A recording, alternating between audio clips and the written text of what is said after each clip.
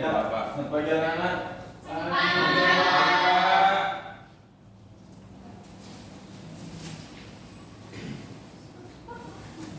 Oke, jadi sebelum kita mulai pelajaran pagi hari ini, ketua kelas boleh dipimpin teman-temannya buat baca doa.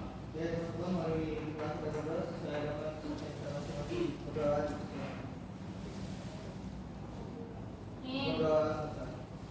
Oke, terima kasih.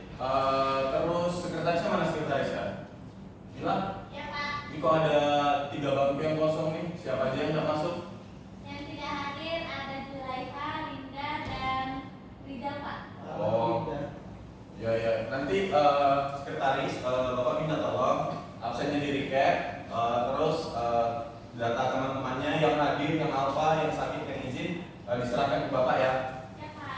Oke. Jadi gimana nih kabarnya adik-adik pagi hari ini? Sehat? Alhamdulillah sehat. Alhamdulillah. Kayak tetap jaga kesehatan ya, meskipun kita udah boleh lepas masker, tapi tetap kemana-mana kesehatan kita tetap harus dijaga, karena kesehatan itu nomor 1. Buat apa punya semuanya, tapi kalau kita tidak sehat kan nggak ada gunanya gitu. Ya Pak. Oke, jadi kita masuk ke materi kita hari ini, peristiwa proklamasi. Ingat, ada yang ingat materi sebelumnya? Kalau tidak salah kita ulangan harian ya, ulangan harian bab 4 ya sebelumnya. Apa materi sebelumnya? Apa ya? Ada yang tahu kan? Apa ya? Lupa. Iya, minggu lalu kan tanggal merah, yang sebelumnya itu hijau. Iya. Ayo. Oh, udah masuk Pak. Ya Dia udah, udah masuk Pak. pokoknya setiap pertemuan kita adik-adik harus selalu ingat ya materi sebelumnya apa. Jadi agar bisa sinkron gitu belajarnya antara materi sebelumnya sama materi yang sekarang. Ribut Pak. Oh ya, tolong diperhatikan ya ke depan. Tapi sebelumnya Bapak mau minta maaf karena hari ini Bapak tidak bisa ngajar kalian sampai selesai karena sekitar Bapak tidak bawa jam lagi. Sekitar 20 menit lagi Bapak mau ada pertemuan sama kepala sekolah sama wali murid. Jadi nanti tolong ya diingatkan kalau waktunya udah sisa 10 menit nanti soalnya di materi nanti kita ada tugas kelompok. Oke? Oke. Tolong diingatkan ya. Ya Bapak. Oke Bapak. Oke, jadi di materi kita kali ini ada 3 pembahasan. Ada 4. Yang pertama Jepang kalah dari Sekutu. Yang kedua ada perbedaan pendapat dan penculikan. Yang ketiga ada perumusan teks proklamasi. Dan yang terakhir ada pembacaan teks proklamasi. Aduh, sandung Bapak. Oke, jadi yang pertama ada Jepang menyerah. Nah, Jepang menyerah pada siapa? Nah, jadi di sini Jepang itu menyerah kepada pihak Sekutu karena di tanggal 6 Agustus tahun 1945 dan di tanggal 9 Agustus 1945 negara Jepang itu di 2 kotanya didatui oleh bom, yaitu pada tanggal 6 itu di kota Hiroshima dan di tanggal 9 itu di kota Nagasaki. Nah, kondisi carut marutnya Jepang ini membuat pada saat itu di Perang Dunia itu Jepang itu udah menyerah kalah gitu kepada pihak Sekutu. Yang mana pada saat itu Jepang berperang di blok sentral bersama negara-negara lainnya. Nah, jadi peristiwa pengumuman tanggal 6 dan tanggal 9 ini menandai berakhirnya Perang Dunia di wilayah Asia Pasifik sekaligus menandai kekalahan Jepang dari Sekutu. Oke, next. Jalan-jalan Jal. Kenapa Riki? Rijal Pak jalan Pak. Oh, Rijal, saya tanyain kamu ya 1 ya, 2 kali kamu kayak gitu, nanti keluar, nggak usah ikut kelas saya aja. Oke. Udah, yang lain jangan ikut-ikutan. Oke, selanjutnya setelah peristiwa itu tadi, setelah peristiwa kekalahan Jepang dari pihak Sekutu, terjadi apa ya? Terjadi kondisi yang tidak stabil gitu di Indonesia karena pada saat itu negara kita Indonesia itu masih di bawah kekuasaan Jepang. Nah, jadi di sini tuh ada terjadinya perbedaan pendapat. Nah, di sini ada beberapa timelinenya. jadi yang pertama itu di tanggal 9 ketika kota Nagasaki dijatuhi bom oleh pihak AS.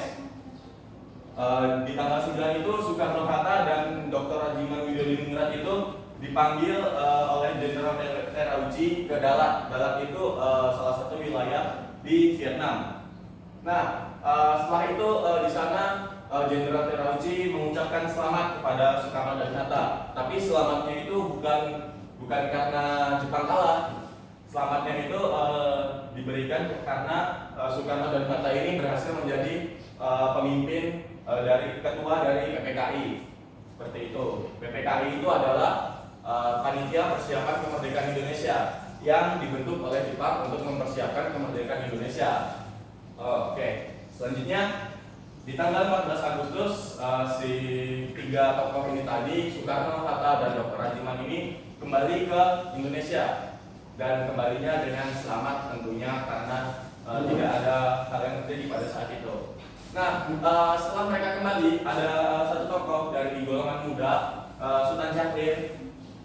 Sultan Syahrir ini datang menemui Hatta di rumahnya. Dan ketika Sultan Syahrir datang ke rumah Hatta, Sultan Syahrirnya ini minta juga untuk Soekarno ikut datang ke rumah Hatta untuk membahas tentang kemerdekaan negara Indonesia pada saat itu. Nah, di sini Sultan Syahrir ini mendesak gitu kepada dua tokoh tua ini, Bung Karno dan Bung Hatta, untuk segera memproklamasikan kemerdekaannya. Namun di sini seperti yang kalian lihat di sini, Bung Karno dan Bung Hatta menolak desakan dari Syahrir tersebut karena beberapa pertimbangan dan beberapa alasan. Oke, selanjutnya. Dari peristiwa-peristiwa ini tadi maka bermuaralah di sini peristiwa Rengas Dengklok. Mungkin adik-adik udah sering dengar ya peristiwa Rengas Dengklok ini di SD, di SMP, di SMA. Di SMA mungkin enggak cuma sekarang ya, mungkin di kelas-kelas sebelumnya adik-adik juga udah sering membahas tentang peristiwa Rengas Dengklok ini. Nah, jadi gimana sih peristiwa Rengas Dengklok pada saat itu? Nah, jadi di sini di tanggal 15 Agustus di jam 10 malam ada beberapa tokoh pemuda yang melakukan pertemuan gitu. Mereka melakukan pertemuan, ada Ulikana, Sukarni, Darwis, dan Darwis untuk datang ke rumah Soekarno untuk membahas kemerdekaan.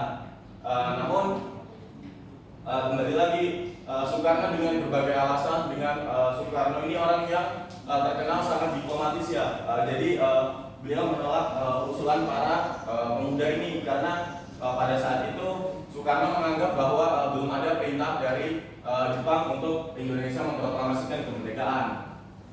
Nah, si pemuda kita itu enggak menyerah. Di jam 12, dari jam 10 tadi mereka ke rumah Soekarno, mereka tidak dapat hasil apa-apa. Jam 12 mereka kumpul lagi. Kumpulnya bukan main Mobile Legends, main Free Fire kayak kalian ya. Mereka ini kumpulnya bahas negara gitu. Pada saat itu HP juga belum ada. Kalaupun ada, telepon rumah pada saat itu. Nah, jadi di jam 12 malam pada saat itu mereka berkumpul lagi. Nah, para pemuda ini punya pemikiran bahwa Soekarno dan Hatta ini harus dijauhkan gitu dari kota. Kenapa? Agar jauh juga dari pengaruh Jepang. Agar Pak Riki main HP Pak. Riki, HP-nya disimpan dulu ya. Nanti ada saatnya boleh main HP. Adit juga. Wah, Adit parah. Nggak menghargai. Udah Rizal. Kamu yang keluar atau bapak yang keluar? Pak Rizal. Oke, kembali ke lab. Nah, jadi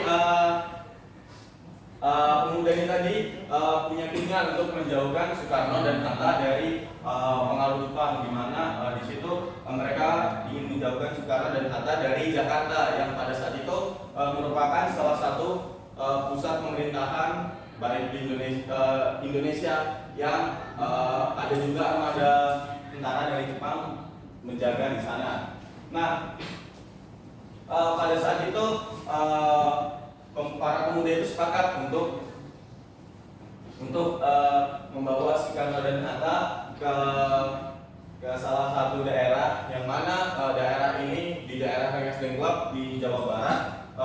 Para pemuda yang dipimpin saat itu oleh Singgi berangkat menjemput Soekarno. Pertama itu mereka menjemput Bung Hatta dulu, kemudian mereka menjemput Soekarno. Dan alhamdulillah di sini tidak ada terjadi perdebatan yang cukup rumit lah. Bung Karno dan Bung Hatta ini setuju aja untuk dibawa ke Rengas Dengklok pada saat itu. Mas, Dan 10 menit. ya 10 menit sudah, Pak. belum masih sekitar 6 menit Bapak jelaskan tadi Rizal. Kamu nih Jangan sabaran Pak. Memang ini Pak. Silakan, Pak. Doakan aja, Pak. sudah. Nur pada ke depan dulu Nur. Lihat papan tulisan di depan ya. Maaf. Oke. Jadi setelah mereka berhasil membawa di jam 4 subuh tanggal 16 Agustus mereka tiba di Rengas Dengklok. Nah, di Rengas Dengklok itu mereka ngapain aja sih? Jadi di Rengas Dengklok itu para pemuda kembali lagi tidak menyerah, membujuk Bung Karno dan Bung Hatta untuk segera memproklamasikan kemerdekaan karena kondisi di negara kita saat itu terjadi kekosongan kekuasaan. Karena efek yang pertama tadi Jepang menyerah kepada sekutu. Jadi otomatis negara kita pada saat itu yang di bawah kuasa Jepang terjadi kekosongan kekuasaan. Nah, ketika tanggal 16 Agustus ini, ketika Bung Karno dan Bung Hatta dibawa ke Rengas Dengklok di waktu yang bersamaan tapi di tempat yang berbeda di Jakarta. Izin Pak. Ya, Ricky. Mau pulang, Pak. Angkat telepon Pak. Oh iya, Ricky. Oke, kembali ke lab. Oke. Jadi kok berat ini? Jadi di tempat yang berbeda tapi di waktu yang sama di Jakarta pada saat itu ada rapat PPKI. PPKI itu tadi yang diketuai oleh Soekarno, Panitia Persiapan Kemerdekaan Indonesia, sebuah badan bentukan Jepang yang membahas tentang persiapan kemerdekaan Indonesia. Terjadi rapat PPKI, namun pada saat itu Ahmad Subarjo itu mencari itu. Kok ketika rapat PPKI ini justru dua tokoh penting pada saat itu Bung Karno dan Bung Hatta tidak ada. Ahmad Subarjo ini mencari-cari karena keberadaan Soekarno dan Hatta ini disembunyikan oleh para golongan muda pada saat itu. Nah, ada satu tokoh yang tahu, tokoh yang tahu di mana keberadaan mereka. Di sini Wikana. Nah, jadi terjadi kesepakatan tuh antara Wikana dan Ahmad Subarjo, dan Wikana bersedia memberitahu keberadaan Bung Karno dan Bung Hatta.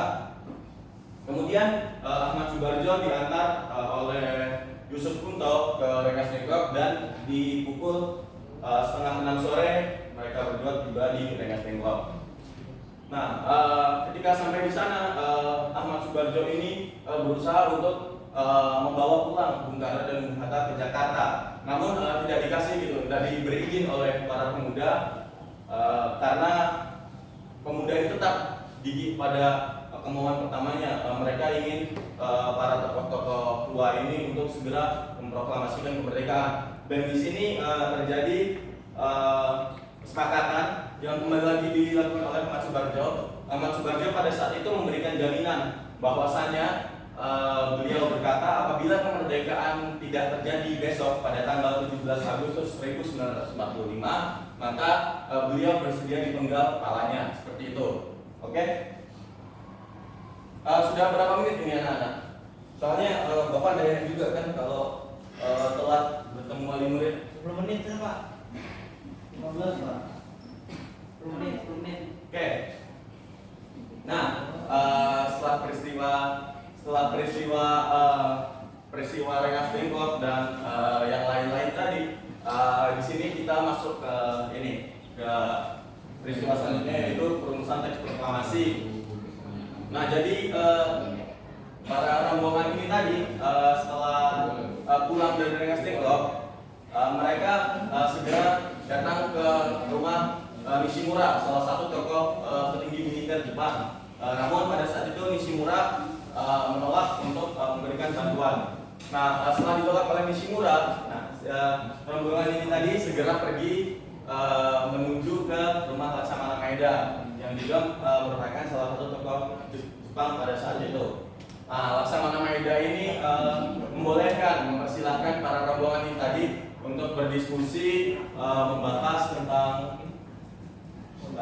berdiskusi mengenai naskah proklamasi di rumahnya. Namun Laksamana Maeda tidak ikut karena beliau ingin istirahat seperti itu. Nah, di tanggal 17 Agustus tahun 45 di jam 4 subuh akhirnya naskah proklamasi selesai ditulis. Bapak dari tadi cerita ke kalian ini aja, Bapak kebayang suasananya gitu, jadi ikut merinding sendiri Bapak. Jadi di sini Bung Karno minta buat semua orang yang hadir buat ikut tanda tangan di naskah proklamasi. Tapi karena banyak orangnya dan kertasnya itu tidak cukup, nah Soekarni memberikan usul agar hanya ditandatangani oleh 2 orang, yaitu Bung Karno dan Bung Hatta, namun atas nama seluruh bangsa Indonesia.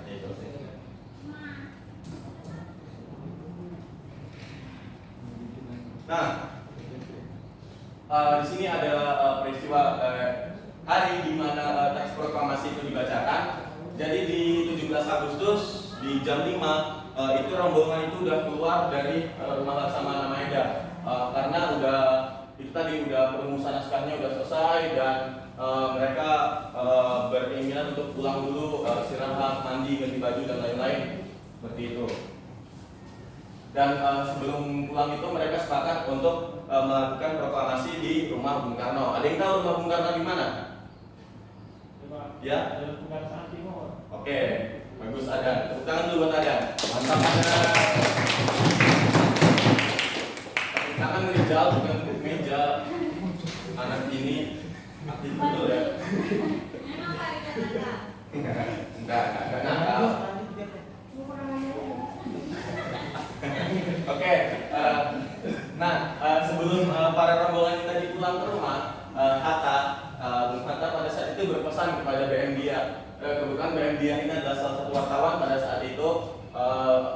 Beliau kasih pesan kepada BM Dia untuk memperbanyak teks proklamasi dan disiarkan ke seluruh dunia biar banyak orang yang tahu gitu Indonesia bahwa pada hari itu Indonesia memproklamasikan kemerdekaannya. Oke, setelah tadi di jam 10 kurang udah banyak yang berkumpul di rumah Soekarno dan pada saat itu ada 2 tokoh yaitu Wilopo dan Suhut. Mereka ini yang kebagian tugas untuk mempersiapkan perlengkapan pada saat itu. Yang mana Wilopo pada saat itu menyiapkan mikrofon, sound system dan segalanya, dan Suhut ini beliau yang menyiapkan tiang bendera untuk pengibaran bendera merah putih. Dan bendera merah putih pada saat itu didapatkan dari istri Bung Karno yaitu Ibu Fatmawati, yang mana bendera itu beliau dijahit sendiri oleh Ibu Fatmawati. Nah di sini bisa kita lihat di kanan bawah meskipun tidak terlalu jelas, ini ada teks proklamasi yang bunyinya udah sering ada dengar lah.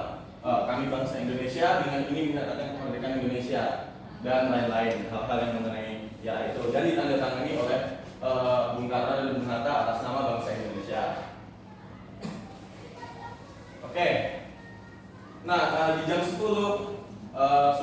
Bung Karno dan Bung Hatta didampingi oleh Bung Karno didampingi oleh Bung Hatta membacakan teks proklamasi, dan setelah teks proklamasi dibacakan pada saat itu dilakukan pengibaran bendera merah putih yang dilakukan oleh Suhut dan Latif Indra Diningrat. Ini benderanya yang ini ya, bukan yang ini, karena yang ini tuh tenda untuk para hadirin datang. Yang ini nih benderanya, karena fotonya hitam putih, jadi belum terlalu kelihatan. Kira payungnya payung. Oke, nah kayak yang Bapak bilang di awal tadi, jadi di sini ada tugas kelompok yang mana ada beberapa peraturan di sini bahwa tugas kelompoknya buat 8 orang, tapi karena di kelas ini tidak cukup, jadi cukup 4 kelompok aja sesuai dengan Bapak rasa nanti kalau nomor urut absen kalian kayak mencar-mencar gini duduknya ya. Jadi ikut baris duduk aja. Jadi tugasnya buat biografi singkat serta diskusikan apa yang harus diteladani dari masing-masing tokoh. Nah nanti tokoh ini yang menentukan kelompok ini siapa Bapak ya. Dan kemudian presentasikan hasil kerja kalian di depan kelas, depan teman-temannya. Ini tugas kelompok dicatat dulu atau yang mau difoto boleh. Dan kemudian buat minggu depan ada tugas individu yang jadi tugas kelompok itu tadi buat dikerjakan hari ini ya. Tugas individu ini kalian kerjakan di rumah dan diserahkan di pertemuan minggu depan. Nah jadi buat rangkuman sesingkat-singkatnya materi di buku kalian di halaman 96 sampai 106 boleh diketik, boleh ditulis tangan dan dikumpulkan minggu depan. Nanti kita bahas sama-sama minggu depan. Setelah itu pertemuan selanjutnya kita ulangan harian. Oke? Nah jadi silahkan tugas kelompoknya dikerjakan dulu buat adik-adik untuk tugas kelompoknya. Jadi belum Bapak tentukan ya? Nah diingatkan sih. Jadi yang pertama kelompok ini membahas tentang Bung Hatta, kelompok ini membahas tentang Bung Karno, dan kelompok ini Ahmad Subarjo, dan kelompok 4 terakhir membahas tentang Bikana, seperti itu. Oke, bisa dipahami adik-adik? Oke. Jadi Bapak kasih waktu 5 menit. Cukup nggak 5 menit? Oke, buat diskusi ya ini tadi ya. Mana tadi? Nah ini buat biografi singkat serta diskusikan apa yang harus diteladani dari masing-masing tokoh. Oke, silakan berdiskusi adik-adik. Silakan didiskusikan.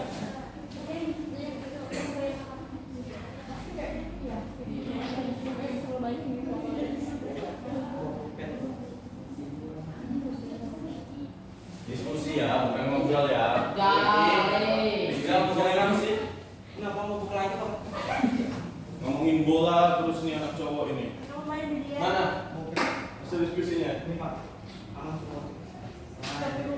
Rijal Pak yang maju Pak. Ini mana nih? Oh, iya. Jangan maju. Ini mana hasil diskusinya? Oh. Pak, Rijal ngajak ngelem deh ya Pak nanti pulangan Pak. Rijal, astagfirullahaladzim. Duduk, Rizal, Muhammad Rizal, duduk. Muhammad Nur, ada pada ke depan, ini mana nih? Oh iya. Oke.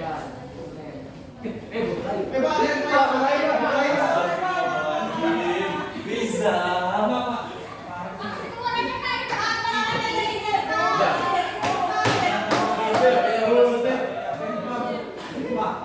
Jangan dimainin HP-nya. Udah Pak. Oke. Jadi kelompok mana yang udah selesai?